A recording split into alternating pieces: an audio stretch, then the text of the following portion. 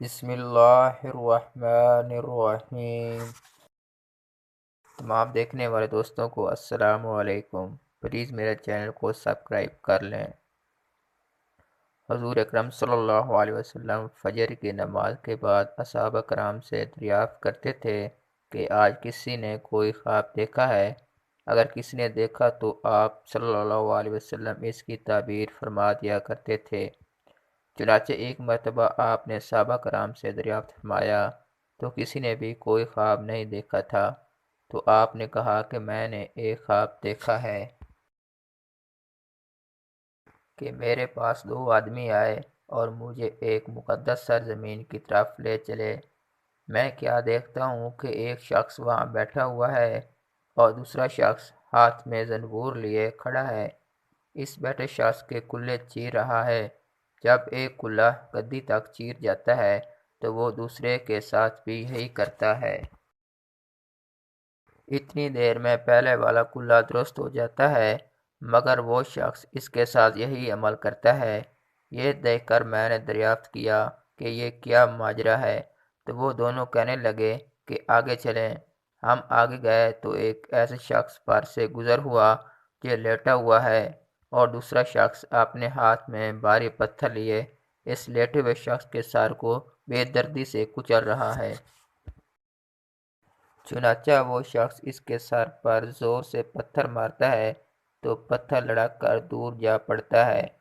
ابھی شخص پتھر واپس نہیں لے کر آتا کہ اس کا سر پھر درست ہو جاتا ہے، پھر وہ اس کا سر پھوڑتا ہے۔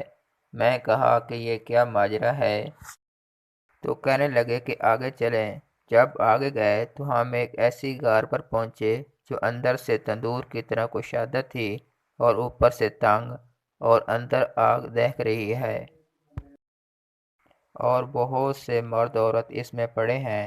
جب شعلے بلند ہوتے ہیں تو وہ بھی اوپر اٹھ آتے ہیں اور نکلنے کے قریب ہوتے ہیں کہ آگ نیچے بیٹھ جاتی ہے۔ تو میں نے کہا کہ کیا معاملہ ہے؟ تو کہنے لگے کہ آگے چلیں۔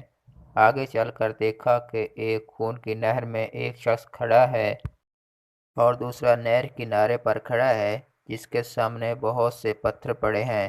جب اندر والا شخص باہر آنے کی کوشش کرتا ہے تو باہر والا زور سے اس کے منہ پر پتھر مارتا ہے کہ وہ پھر اس میں چلا جاتا ہے۔ اس حال کو معلوم کرنا چاہا تو وہ دونوں کہنے لگے کہ آگے چلیں۔ آگے چل کر دیکھا کہ ایک سبز شاداب باغ ہے جس میں ایک بڑے درخت کے نیچے ایک بوڑھا آدمی اور بہت سے بچے بیٹھے ہیں۔ اس درخت کے قریب ایک شخص بیٹھا ہے جس کے سامنے آگ جل رہی ہے اور وہ آگ کو پھونک رہا ہے۔ پھر وہ مجھے درخت کے اوپر لے گئے جس کے درمیان ایک خوبصورت اور عمدہ مکان تھا۔ وہ مجھے اس مکان میں لے گئے جس میں جوان، بوڑھے اور بچے موجود تھے۔ پھر وہ مجھے اس سے بھی اوپر لے گئے جو پہلے سے بھی زیادہ عمدہ اور خوبصورت تھا، جس میں صرف بوڑھے اور جوان تھے۔ تو میں نے ان سے کہا کہ تم مجھے اتنی رات کو کہاں لے کر آئے ہو اور اس کی حقیقت کیا ہے؟ تو وہ کہنے لگے کہ جس شخص کے کلے چیرے جا رہے تھے وہ شخص جھوٹا تھا اور قیامت تک اسی حال میں رہے گا، اور جس کا سر پھوڑا جا رہا تھا وہ عالم قرآن ہو کر غفلت کی نیند سویا کرتا تھا اور قیامت تک اسی حال میں رہے گا، اور آگ کی غار میں زناکار اور خون کی نہر میں سود خور ہیں۔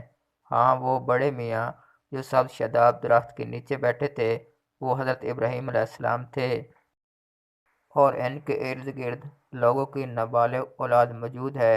جو شخص درخت کے قریب بیٹھا تھا وہ مالک دروغ دوزخ ہے۔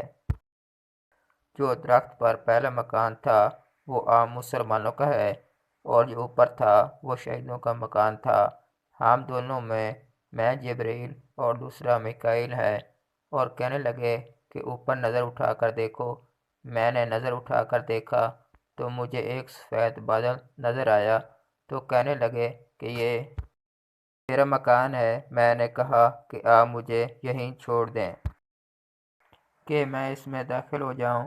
تو وہ کہنے لگے کہ ابھی آپ کی عمر پوری نہیں ہوئی، اگر ہو چکی ہوتی تو ہم آپ کو ضرور داخل ہونے دیتے۔